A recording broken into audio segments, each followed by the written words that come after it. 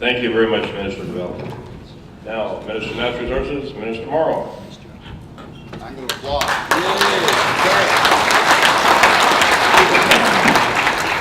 Thank you, everybody. Good morning, David. Thank you very much. I appreciate being here with you today, and along with my colleague Michael Gravel, very pleased to welcome the Minister of Municipal Affairs and Housing, Ted McMeekin, here to Noma. Ted, thanks very much for taking the time to join us today. Congratulations on your new ministry. I hope you'll last longer in it than I did. In fact, you might have already, actually. I just checked with somebody the other day. We were smiling about it, and I said, I'm super excited about the fact that I moved, because I thought I set a record. I just assumed I would have set a record for the shortest tenure as a minister in a particular ministry, but I subsequently found out I didn't.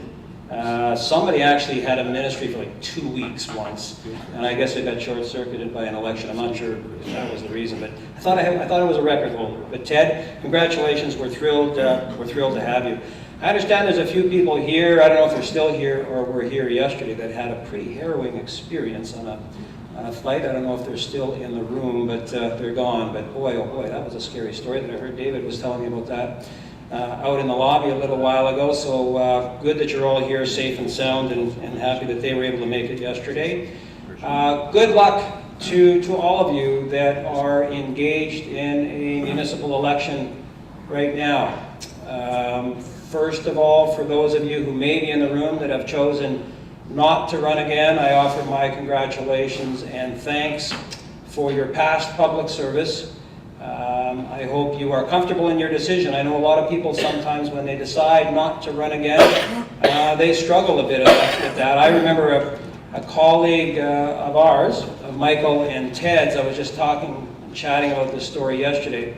Bruce Crozier was a great long-term, lovely liberal guy, and I had the pleasure of sitting right beside Bruce for 8 years. Every Tuesday in caucus, Bruce and I would sit right beside each other. Some of you may have met Bruce or recognized him as the gentleman who always wore the bow tie. And in 2011, Bruce made the decision to not run again, and I remember sitting with Bruce, and he was so conflicted by his decision.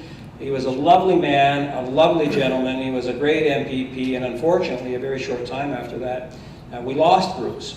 So I often wondered sometimes if he was stressing a little bit, his decision around not being a part of public life. But in any event, I know it can be a difficult time, no different than people when they retire from their jobs, who are sometimes worried about what they're going to do with their time. So for those of you who have chosen not to run again, thank you very much for your public service, and I hope you're comfortable in your decision. I'm sure you will be.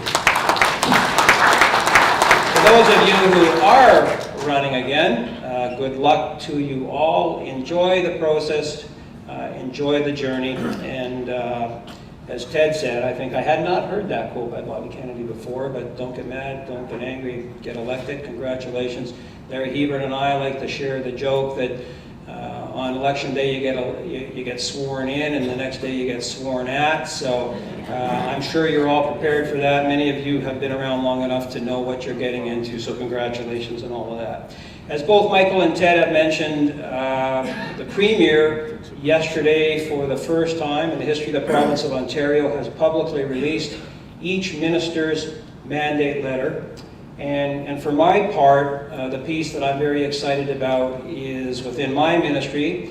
I'm excited about all of it, but I'm very excited about the fact that forestry is contained within the Ministry of Natural Resources and Forestry.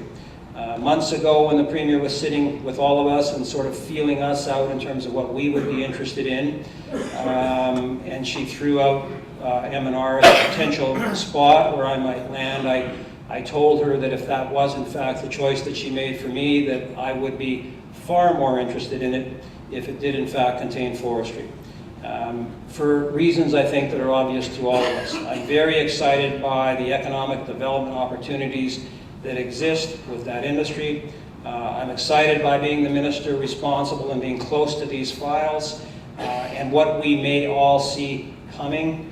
We all lived it in a very personal and tangible way in 2005 when it began. It was really quite remarkable when you look back on it and think what we all lived through it to talk about it, when industries and particular companies that had supported succeeding generations and families for so long a period of time, suddenly were just gone. And through this incredible, unfortunate coming together of a circumstance of so many factors at the same time that really affected us all. So we've lived through it. We knew at the time that what was going on was not cyclical, like so many other periods in the forestry industry had been, but we knew it was fundamental change, and we also knew at that time that when we came out on the other side of it, as we knew we would, those that were left standing would be stronger and better positioned perhaps to meet the needs and the demand on the product side. And we're there today. We're seeing things happen. We're seeing industries investing. We're seeing job opportunities coming. And I'm pleased to have that, very pleased to have that as part of my ministry, and excited to be able to try and create more economic opportunity for all of us in Northern Ontario. It is primarily a Northern Ontario industry, although it has obviously broader impact. Ted talked a bit about the 6-story wood piece as well. A fantastic announcement for all of us. It is, Ted mentioned, the significance of it, but it really is stark. I don't have the numbers in front of me, but I can tell you when I was meeting with stakeholders, preparing to introduce my private member's bill, the number of jobs expected to be created through going from 4-story to 6-story mid-rise wood frame construction was remarkable. And I remember stopping them and I'm saying, wait a minute, you got to give me that number again.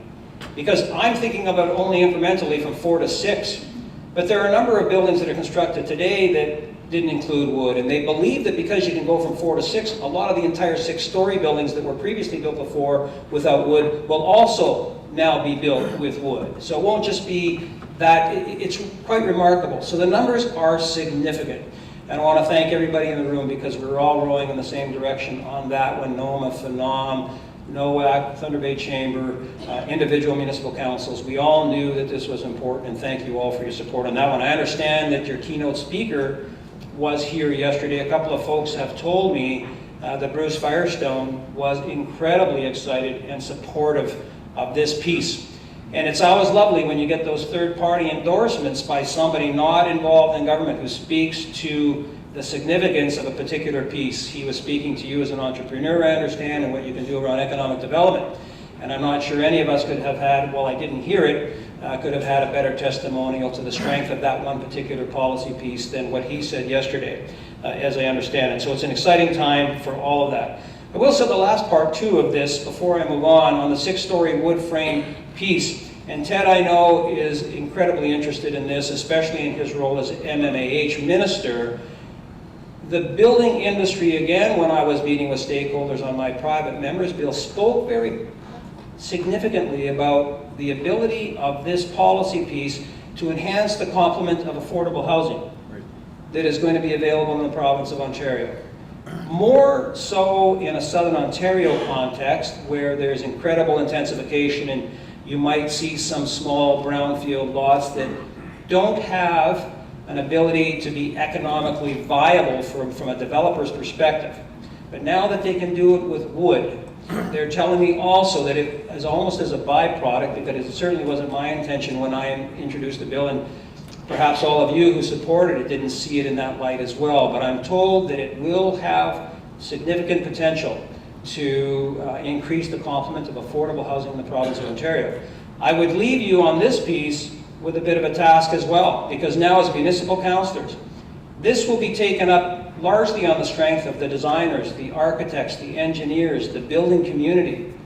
We've enabled it through amendments to the building code, but it will be up to them to make the decisions. And so you still, I would suggest, have a role to play in encouraging them to take up this opportunity that we've put in front of them. I'll just, a couple of points specific to the ministry, and then I'll conclude. As you know, we've concluded year 1 of our Spring Bear pilot project.